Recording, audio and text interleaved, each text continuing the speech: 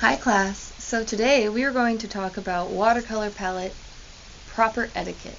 And that's a fancy way of saying being polite to those who use your watercolor palette. I want to know, maybe raise of hands, I know I've been one, who may have received a watercolor palette and the lid is all messy and the yellow is mixed with the blue and the brown and all the colors are mixed and it's a muddy mess.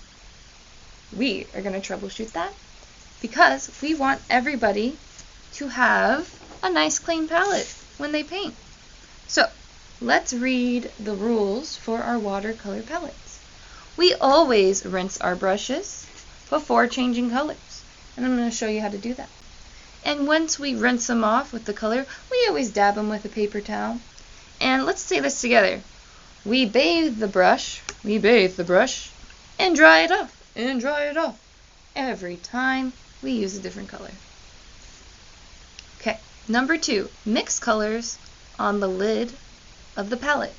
I've seen a lot of students come and they mix in the ovals. So if they want green, they get some blue and they mix it with the yellow. But then that yellow is permanently green. And we already have a nice green right here. So we don't need to do that. We only mix in the lid, which I'll show you how to do that in a minute. Step 3, which is rule 3. Start with the lighter colors and move to the darker. Our palette is already in order from darkest to lightest, the warm colors and the cool colors.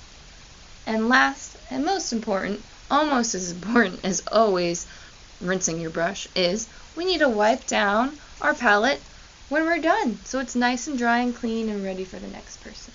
So let's get started. Miss C is designing her own van, and she's using watercolor. And there's a lot of colors mixing. But what do you notice? None of them are mixing into a puddle of brown or black. And that's because Miss C knows color theory. And we're going to add some more designs to this shoe. So we're going to start with some blue. And I'm just going to add little dots of blue. And then I'm going to add a little bit of water to each one because I want them kind of tie-dye. Now, do I go straight into the yellow with my dirty blue brush? No, no, no. My brush has a lot of blue on it still. So what we need to do is say we need to bathe our brush and then dry it off. So we bathe and then dry every time we mix to a new color. So now I want some yellow. And now our yellow will not be contaminated, and it'll be nice and yellow for the next person. Okay. Now, what if Miss C likes this green, but that's not the green she really wants? It's really dark. What if she wants a lighter green? What she can do is grab the palette. You're going to add drops of water to your palette.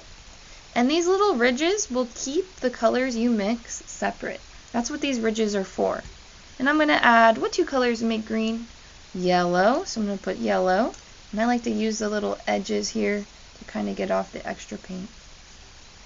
So we're going to use yellow. And then the tiniest bit of blue, because we want a nice lime green. Alright. Does that look pretty much like lime? It kind of matches the back of my table, huh? And then I'm going to come here and we're going to add some more lime green.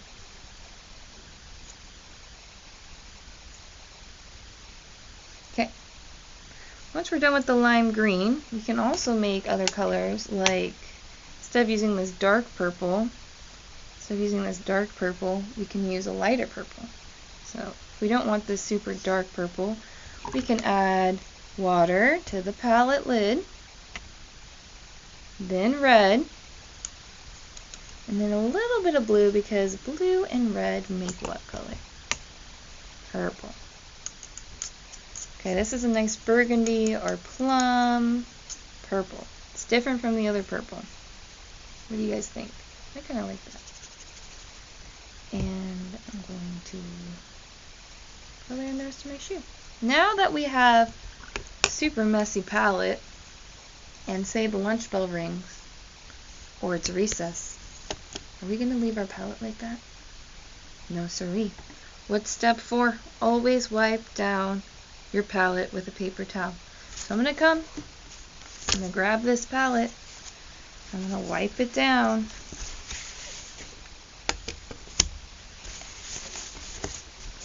Soak up all of that paint we mixed. And you might even want a new paper towel for this, so maybe you can grab a new paper towel, maybe dip it in the water just a little bit, and wipe it down. And then you might want to come here and wipe around the ovals, just to make that look nice. And sometimes we might have a little accident, and there might be a lot of water down here, so you can go like this and wipe it down if you have any water. This actually comes out. Maybe your teacher can help you if you do spill a lot of water, because the last thing we want to do is put away our paint palette, it being wet. Because what happens if it's wet and we close the lid? Then all of this is going to slosh and mix together. We don't want that. So make sure everything is nice and dry in the lid. And does it look just as good as I had it earlier? I'd say it looks pretty close. It doesn't have to be perfect. It's okay if there's a little bit of paint residue.